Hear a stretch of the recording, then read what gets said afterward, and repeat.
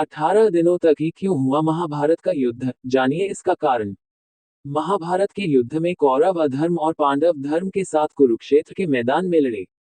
महाभारत युद्ध के दौरान ऐसी कई विशेष घटनाएं घटित हुई जो आज भी लोगों के लिए शिक्षा देने का काम करती हैं।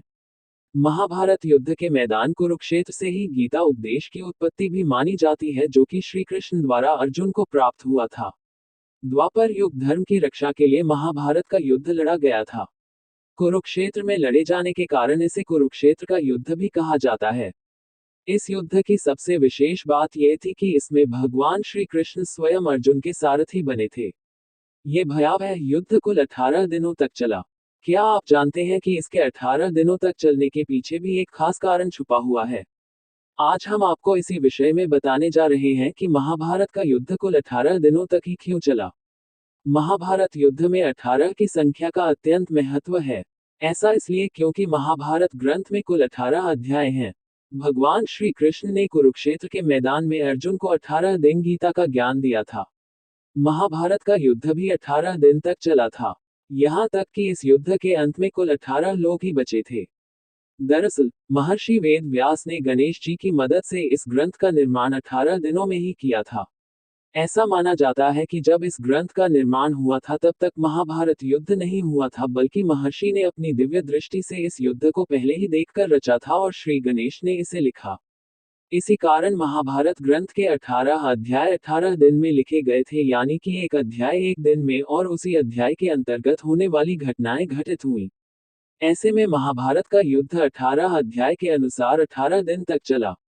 सरल शब्दों में कहें तो ग्रंथ के जिस अध्याय में जो जो घटनाएं हुई, यह असल में जब युद्ध हुआ था तब भी सब वैसे ही घटित हुआ था और युद्ध 18 दिन तक चला।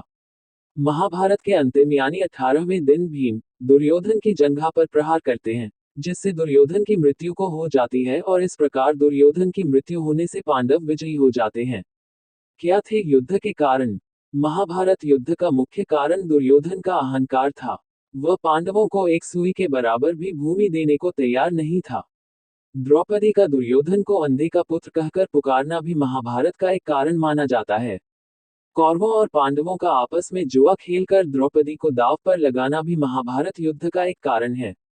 इस युद्ध के होने में और भी कई कारण मौजूद हैं, जिनमें से द्रौपदी चीरहरण भी एक मुख्य कारण है। कौरवों की महत्वाकांक्षाएं चरम पर पहुंच गई थी। वह अकेले ही सारा राजपाट हड़प लेना चाहते थे। राजा धृतराष्ट्र पुत्र मोह में इस कदर डूब गए थे कि उन्हें सही गलत भी नजर नहीं आ रहा था। डिस्क्लेमर: इस लेख में निहित किसी भी जानकारी, सामग्री, गणना की सटीकता या विश्वसनीयता की गारंटी नहीं है। विभिन्न माध्यमों, ज्योतिषियों, पंचांग, प्रवचनों, मान्यताओं, धर्मग्रंथों से संग्रहित कर ये जानकारियां आप तक पहुंचाई गई हैं। हमारा उद्देश्य महज सूचना पहुंचाना है। इसके उपयोगकर्ता इसे महज सूचना समझकर ही लें। इसके अतिरिक्त इसके किसी भी उपयोग की जिम्मेदारी स्वयं उपयोगकर्ता की ही रहेगी।